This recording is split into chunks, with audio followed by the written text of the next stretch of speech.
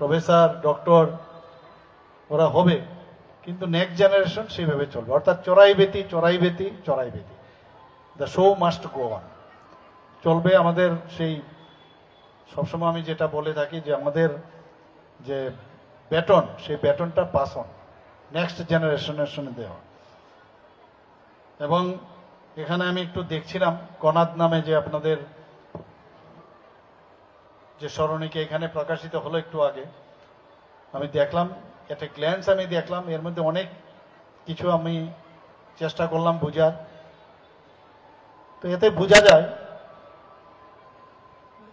যে একটা এখনকার যারা নিউ জেনারেশন, তারা চায় যে সারা পৃথিবী যেন হাতের মুঠোয় থাকে, কারণ জ্ঞান ছাড়া কিচ্ছু হবে না। আর বিশেষ করে সায়েন্সের স্টুডেন্টদের, সায়েন্স মানেই যুক্তি, এখানে ফিলোসফি কোনো কাজ করবে না। এখানে সায়েন্স মানে যুক্তির সাথে প্রমাণিত সব জিনিস, প্রমাণ করে দেখাতে হবে সব জিনিস।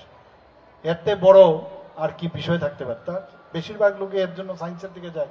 আমি অন্য বিষয়গুলো আমি বলছি না, খাটো করে দেখছি না।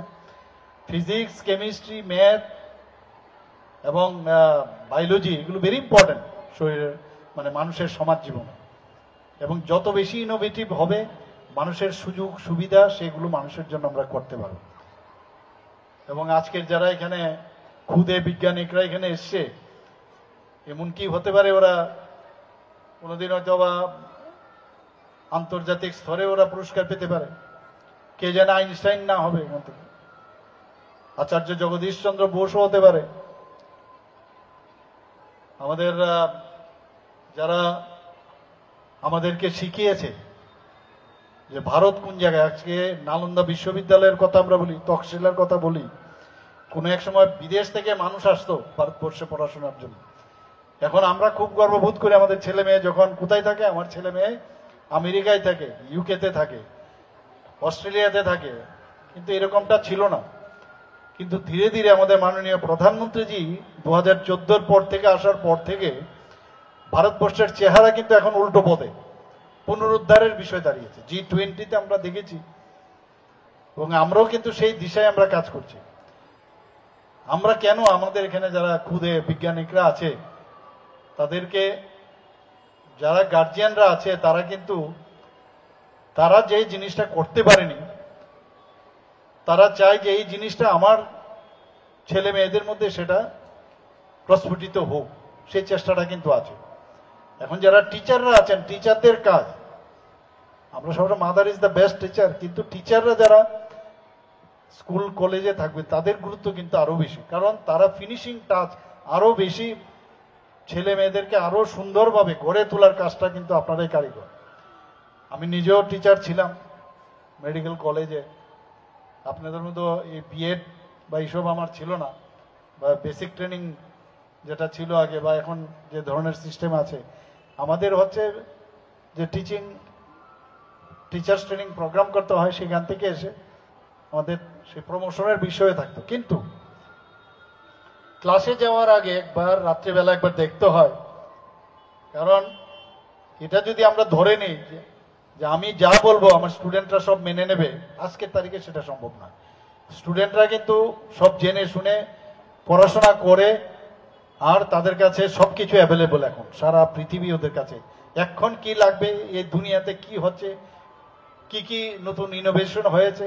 আপনি তো গতানুগতিক যে পেন ড্রাইভে আমরা নিয়ে এসছি একটা পার্টিকুলার সাবজেক্ট, সেটা রেডিমেড হয়ে যায়, সেটাই ওখানে আমরা দিয়ে আসার পর আমরা ভাবি যে ক্লাস হয়ে গেছে, সেই জায়গায় হবে না। এখনো অনেক টিচার আছে যাদেরকে আমরা এখনো মনে পড়ি। আমাদের মনে আছে একবার এক ক্লাসের মধ্যে একজন স্টুডেন্ট বই খুলেছিল বায়োলজিরই,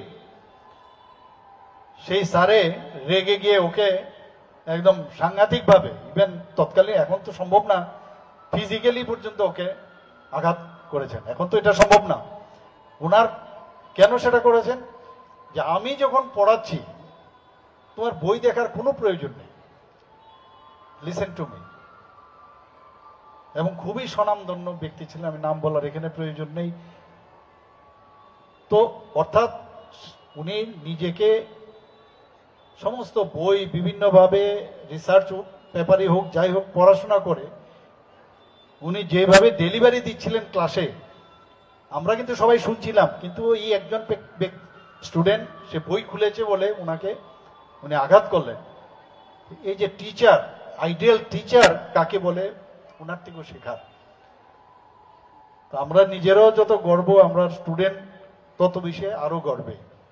সেই দিশায় আমরা কাজ করব। এখানে এনসিইআরটি আমরা ফলো করে, এসসিইআরটি সেইভাবে কাজ করছে। আজকের এই বিজ্ঞান যে প্রদর্শনী, সেটাও এনসিইআরটির যে গাইডলাইন, আমাদের যে 2020-তে যে ন্যাশনাল এডুকেশন পলিসি, তার উপর ভিত্তি করে আপনারা এই কাজটা করছেন।